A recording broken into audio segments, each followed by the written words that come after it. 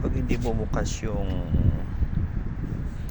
fuel tank nyo tulad nito, sinusubukan ko,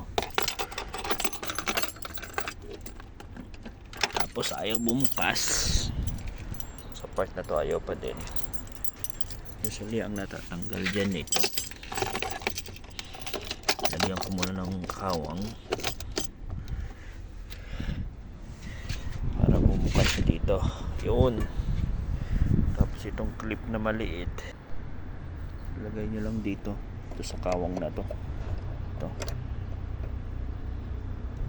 nalagay nyo na yan, higpitan nyo lang,